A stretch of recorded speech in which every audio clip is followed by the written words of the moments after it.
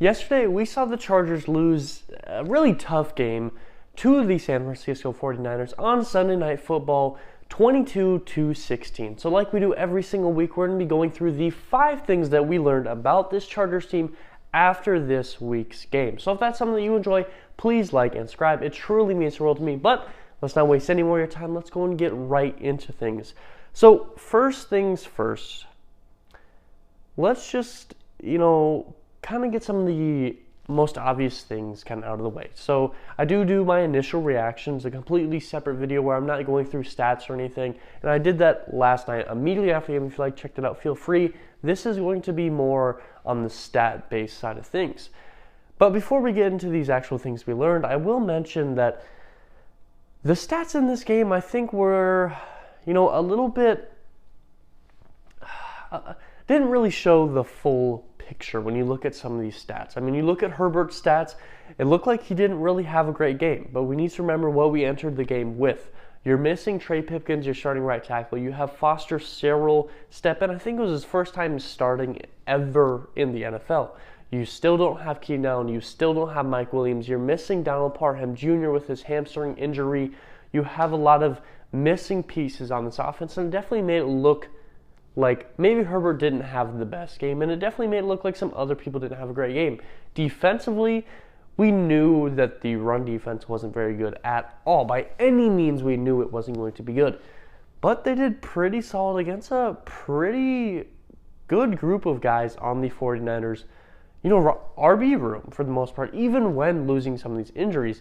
So, although I love stats, there's a middle ground that I try to reach that I feel like some fans, some watchers of the sport don't know how to find in the middle ground. So it's good to look at stats. It's extremely important to look at stats. You can compare people because of stats. You can come up with ideas because of stats. But you also need to be able to have these thoughts and ideas about the game while it's occurring, while you're watching, as well as just having insight into what plays are being called, why plays are being called, and what personnel is available because of injuries or out in the field. And this week, hopefully, we'll get back on track and I'll have my film recaps like I used to, but that's something I really want to cover first. But let's actually get into some of the things here about the 5 things that we learned. So if you see me glance down this way, it's because I have my computer here, just like quick notes, so I, remember where I'm at for the most part. But let's first start with the fact that this defense did a great job at bend, don't break. And that's kind of been something that we've seen consistently throughout this whole year, but especially this week's game. Now, on the very first drive of the game, the 49ers were moving the ball incredibly. I mean, truly incredibly. There was 7 different plays that were for 5+ yards. There was a total of 14 plays for 67 yards. But even with all those great plays and how efficiently the 49ers were moving the ball continually, I mean, they were getting every single amount of yards that they wanted. The second they got into the red zone, the second they got within the goal line, this defense really showed up and changed things dramatically, forcing a field goal at the 2-yard line. At the 2-yard line, you're 2 yards away from scoring a touchdown. And you are so unconfident in your own offense. You're so, the defense was doing so good that you don't go for it in that scenario to really take the momentum right away, which they quite potentially could have done. And the defense just did a great job at preventing that touchdown, especially with how good that 49ers offense was moving in the first possession of the game. For the 49ers, I will say, because the Chargers did have the ball first. But we saw once again, now there was a touchdown scored by the 49ers. I want to say it was in the second quarter. And, they looked pretty good there, and it almost looked like the Chargers maybe were going to slow them down and force another field goal there. But Christian McCaffrey gets a little 2-yard rushing touchdown, maybe a little bit more than that, but not a huge play. But he finds his way into the end zone for the first touchdown for the 49ers. And if I do recall, the only touchdown for the San Francisco 49ers. Now, once again, in the second half, the first possession, the 49ers looked very, very good. They were moving the ball extremely well. The first two plays were for 21 yards and 15 yards respectively, and it really looked like the 49ers had figured things out coming out of the break, and they were going to dominate in that second half. But even with all those yards being gained, the 49ers going 12 plays for 67 yards, the Chargers once again would force a field goal, and that being 4th down on the 8-yard line, still within 10 yards of the touchdown, 8 yards away from the touchdown. Once again, you force them to kick a field goal. Now, it wasn't 4th and goal, I do not believe, but you still forced that field goal. And late in the game, after the Chargers go for it on 4th down in their own 10 yards of it being a safety, they fail. The 49ers end up with the ball at, I want to say, the 8-yard line of the Chargers. In the very first play, they rush for 6 yards, which means now if you want to go for it, if this is 4-down territory, if it's only 3-down territory, however it is, you need 2 yards for 2 plays or 3 plays, 1 yard per play. And it looked like they were going to get that. On 2nd down, they get 1 more yard. You're getting that much closer to this game being on ice and guaranteed to be done. But on 3rd down, this defense steps up once again and gets a tackle for loss, 1 yard. I think it was just negative 1 yard. And as a matter of fact, if I'm recalling correctly, I think the people that got that 1 yard loss were Brendan Fayuku, which was just lifted off of the practice squad, and Drew Tranquill. Now, I might be misremembering, my apologies if I am, but I'm pretty sure that's who I do recall, especially when I look back at the game recaps. I think that's what ESPN listed as the people that got a tackle there. So, in a crucial situation, once again, that defense steps up. They force a field goal. Now they're only down 6 when they would have been down 10. They keep the Chargers in the game with less than 2 minutes left. This defense did big things. I mean, in total, the 49ers had 387 yards and dominated a good portion. I think they had a total of 70 plays. But with all those yards, with all those plays, they only had 1 touchdown. That's in big props to the defense, having that bend, don't break mentality, and really doing a great job at it. So, this defense stepped up big. And when I tell you that this loss was 100% on the offense, I mean it. Because even though the defense allowed 22 points, which by the way is the average for points per team per game, this defense looked extremely well throughout a good portion of the game, especially with some of these situations that they were put in at the start of drives. Now, the next thing I want to talk about here is going to be the fact that this offense really has no mojo going for them. They have no juice. The Chargers offense throughout most of the year has been extremely inconsistent, has been some pretty poor play calling, and has had a lot of fans outraged, me included. And this game, it looked like we might have started to see a change. In the first quarter, on the first drive, as a matter of fact, the Chargers scored a touchdown. The first time that they scored points in the first quarter since Week 5 against the Browns. And the first time they scored a touchdown in the first quarter since Week 4 against the Texans. It's Week 10. It's been 6 weeks, except for the bye week, so 5 weeks since the Chargers have scored a touchdown in the first quarter. That's crazy to think about, especially with an offense that can be so explosive with a guy like Justin Herbert at the helm. Even if you're missing Keenan, even if you're missing these other players, Justin Herbert is enough to get you a touchdown in the first quarter. But this is the first time since Week 4. Kind of a little crazy to think about. The Chargers entered this game as the best team in the second quarter offensively in the entire league. They had scored the most points in the second quarter out of all other teams, and actually had scored more points in the second quarter than they had scored in all other quarters combined. But they would score 0 touchdowns in the second quarter. They would still score 9 points, but they would all be field goals.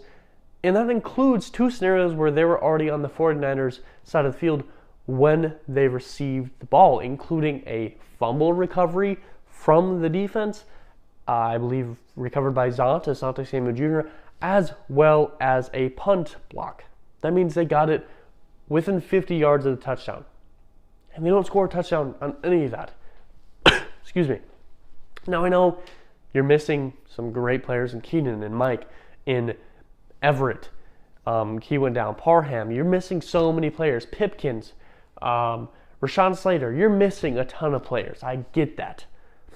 But when you're put in these scenarios over and over again and you can't convert, and you look at the plays that Justin Herbert is making pretty consistently, some great throws, you got to put it on the offense coordinator in Joe Lombardi. And I've been calling his name. I know maybe it's getting a little bit tiring.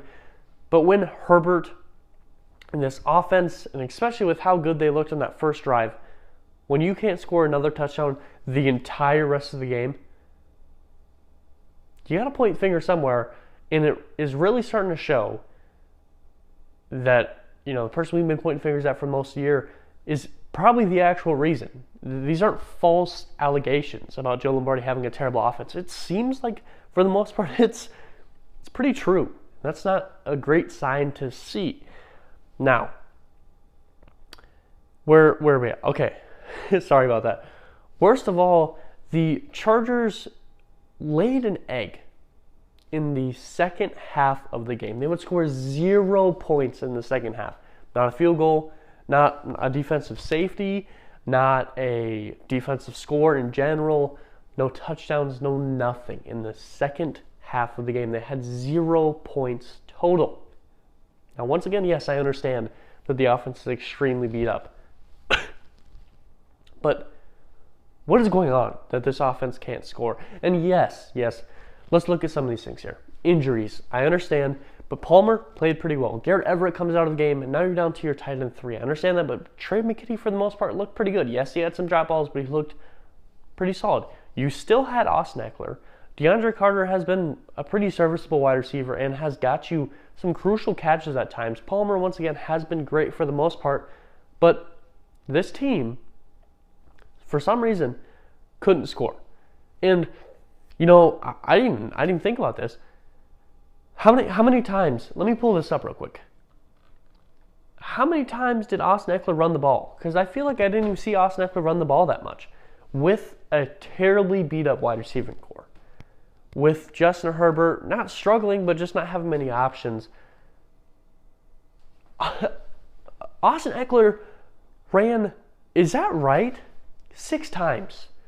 Austin Eckler ran 6 times for 24 total yards. Now, yes, the 49ers are great against the run defense. We covered this. I understand. But when you have Austin Eckler, a guy that even against some of the best defensive groups will find a way to get yards, and you only rush 6 times. Isaiah Spiller, the rookie who has barely played, he was put on the injury list for weeks when he wasn't even injured because you weren't confident in him. He had 4. Is Austin Eckler hurt or what's going on there? Because the fact that he only had 2 more rushing attempts than Isaiah Spiller is outlandish. That's crazy to think about. I didn't even know until right now. 6 carries for Austin Eckler. No wonder this offense can't do anything. And the fact is, pretty much all those carries came on 1st and 10 consistently over and over. It was 1st and 10. Guess what? You're running the ball inside.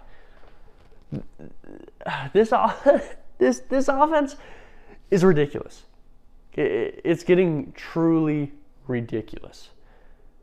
Now, in total, in the second half, they would have 19 total plays, which isn't too terrible, but I don't think a single one of those possessions was more than 6 plays total. And most scoring drives are somewhere in the range of 8 to 10. And not a single one of those was more than 6. And multiple of those were 3-and-outs or practically 3-and-outs with an assist from some penalties. This offense had nothing going for it for most of the game, but especially in that second half. The Chargers lost this game when leading for 3 whole quarters. And yes, the 49ers made some massive adjustments early on in the second quarter, as well as definitely in that second half. Yes, they made adjustments. Good on them. That's how your coaches should be. But why can Joe Lombardi or Coach Staley, but Joe Lombardi primarily runs the offense, why can Joe Lombardi not also make adjustments to allow this team to score? Yes, 49ers made some incredible adjustments which prevented them from scoring, but why doesn't Joe Lombardi look at that and go, okay, let's make some adjustments here. Let's run the ball more. Okay, they've been taking some pressure off, limiting the amount of filling of the box. Maybe you put some more pressure, bring some people back in, allow Herbert to sling it deeper again, because that's what was working on the first drive. But no adjustments were made by Joe Lombardi. This offense has nothing going for them right now.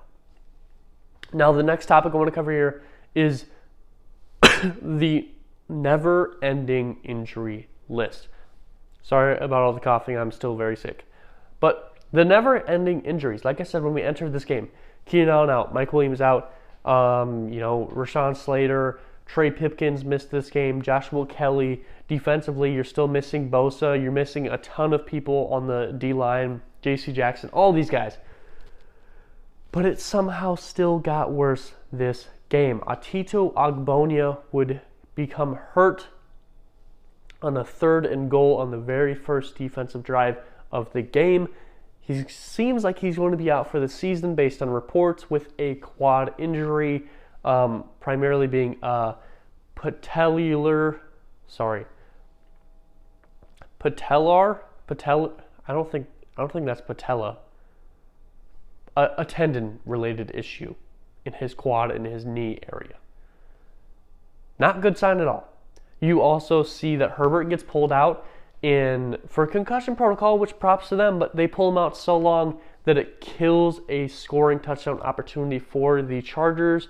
We also saw K9 go into concussion protocol. Now he would return, but he would get pulled out.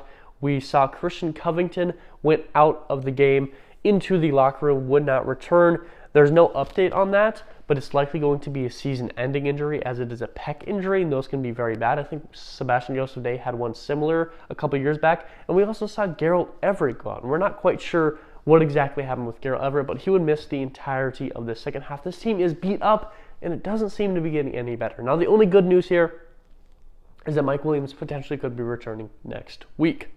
Now, the next topic I want to cover here is going to be late game mistakes. Some of the mistakes were made within the last quarter, and especially within the last 5 minutes of the game. Now, mistakes were everywhere. Refs, coaching, players, Herbert, everyone was making mistakes. It's not on one singular person, but most of the time when you're losing, it's not a one-person fight. Lots of mistakes are being made. Now, the first thing that we have to mention here is going to be the referees, and that's something that I don't want to talk about. That shouldn't be an influence in games, but sadly, it is. Now, on the punt, it was a very good punt. It would be down at the 1 yard line. I mean, I put quotation around it, but it was down at the 1 in the game chart. At least that's what it was listed as. But almost immediately after that, we would have the rules analyst come into the commentator's booth and say, this should be a touchback, as he never fully stopped and he was carried back into the end zone.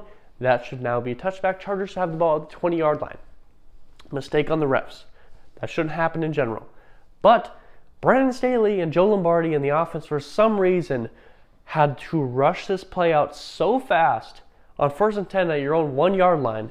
And maybe it's to try to get the defense and give you a little bit of space. But you rushed it out so quick that they're not even able to review this and overturn it when it should have been a touchback. So, bad call on the refs, but also on the coaching and the offense for not giving them time to realize their mistake. Now, on 1st down at their own 1 yard line, they're running a play action, which nearly got Justin Herbert sacked almost immediately after the play action. On the next play, you end up with no gain with a pass to, I think it was Trey McKitty right in the middle of the field, and no one else was really open. Trey McKitty wasn't even open. Now, luckily, if you want to call it that, on 3rd down, you would end up gaining, I think, like 7 yards to Trey McKitty now, once again, on the left side of the field. And he was able to get a couple more yards there, but it ends up being 4th and 3. And they go forward.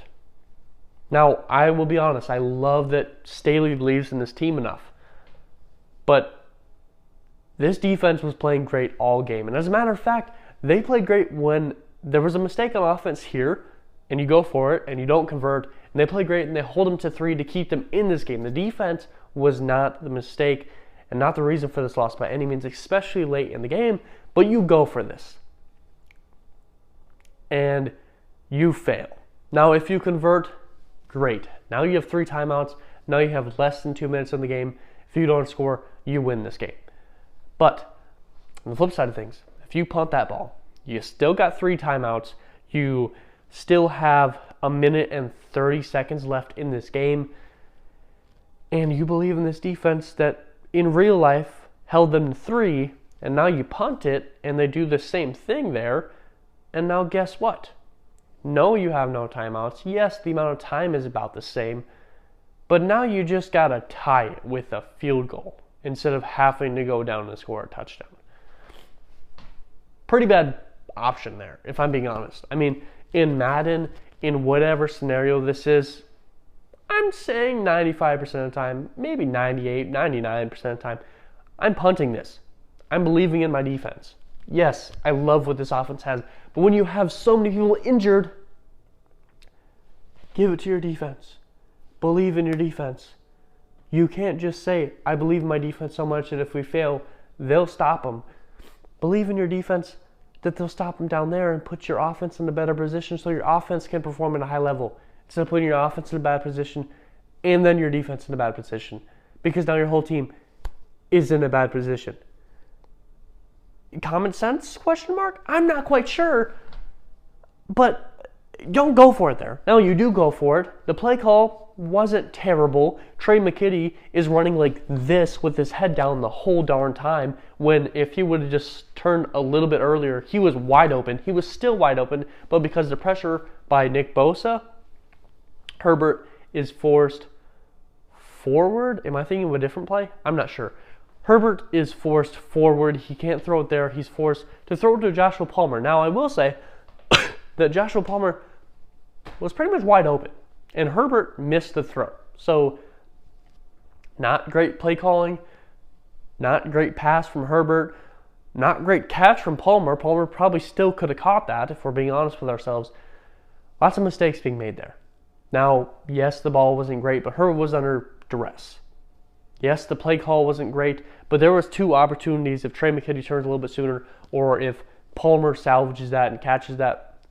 You know, on many levels there was mistakes here. I'm not going to point one finger at one person.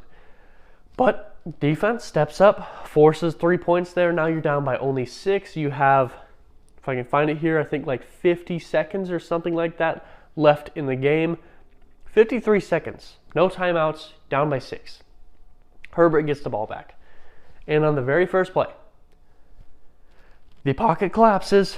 Herbert is forced up, and he throws the ball to Palmer, which could likely got you a good chunk of yards there. But because of the pressure, it seems like he is hit in the hand, in the forearm. Some alters the pass, leads to an interception, and you lose the game. Lots of late game mistakes. I mean, you change a few things, and the Charger team wins. You punt it. Your defense makes that same stop. And you know what? Maybe they don't. But you got to take it with a grain of salt. If that defense makes that same stop there, now you're only down 3. And you don't have to force big plays to try and get in position to score a touchdown. Because you can slow down a little bit more and continue to try to get out of bounds. Because you can just kick the field goal. Dicker the kicker can continue to be huge and be clutch at the end of the games and force it to overtime if you punt the ball there. Instead, you go for it. You fail. Not a great play call, not a great throw, not a great catch. Trey McKitty doesn't turn around. Mistakes, like 5 mistakes on that 4th and 3 attempt. Defense makes a huge stop. Now you're down by 6, and not a great throw, not good protection from Herbert, leads to interception. Now you lose the game. Lots of mistakes at the end of the game. Outcoached, outperformed a lot of things. This team just couldn't get it done late in the game. Now, lastly, I want to talk about is, you know, the team is a lot better than we think. And this will likely be a pretty quick subject here. Currently, the Chargers sit at 5-4. And without all these great players, you go against a 49ers team, which on paper might be one of the most Super Bowl ready teams in the league. Deebo Samuel, Christian McCaffrey, George Kittle. The best trio in the entire league, I'd say. Maybe one of the best trios all time.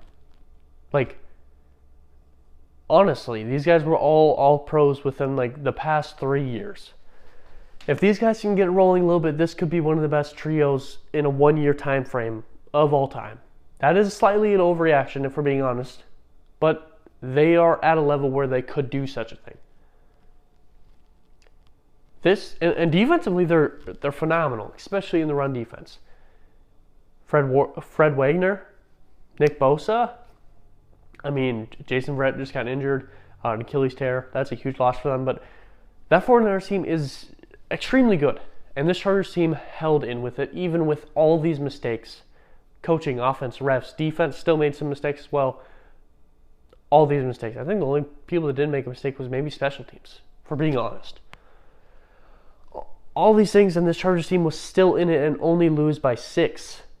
We're giving a lot of bad things, a ton of bad things. I've seen some people say that at best this team goes 8-9. I think that's outrageous. This team's going to get healthy. And when this team gets healthy, they're going to play better. And when they play better, they're going to win games. The biggest question mark here is going to be coaching, if we're just really thinking about it. But you're missing so many players. You're still in this game, and so many mistakes are occurring, and you're still in this game. The Chargers had a shot to win this. They don't, but they had a shot to win this. Now they sit at 5-4. They still are in the playoffs if it started right now with the final spot in the wild card. This team, if they start getting healthy, if they win a few games they weren't supposed to, and win all the games they are supposed to, this team is going to be in the playoffs. And if they get fully healthy before the playoffs start, this team can be a contender in the playoffs. And I'm being honest. I wish I had a little bit more energy, but I'm still drained from the loss last night. I'm still sick. And I'm afraid if I yell too loud, we might get some echo, because I think I'm already going to get that in this video. This team is still a contender when healthy. Some Chargers fans, yes, I myself included, you lose a tough game, you're going to get angry, you're going to say some things that maybe you don't believe, maybe aren't true. But this team, if they can get healthy, if a few coaching situations can get fixed, and I think Joe Lombardi should get fired, especially after this week's game. Just throwing it out there. Should have that video this week. Hopefully, if I feel a little bit better, I feel a little bit better today, so hopefully it should be up this week. This team is still a contender. I don't know how many times I have to say it, and you can badger me in the comments if you don't believe it yourself, and I will have an intellectual conversation with you down below. I'm not fighting with you. I'll have an intellectual conversation. This team is a contender. But let's wrap it up there. If you guys enjoyed this content, please like and subscribe. It truly means the world to me. And as always, I hope it taught something today. I hope it made you smile. I hope it made you laugh. We all need some smiles and some laughs in this life, and especially after a tough loss like that. And as always, you guys all be safe out there. But something deep inside won't let me quit. I swear that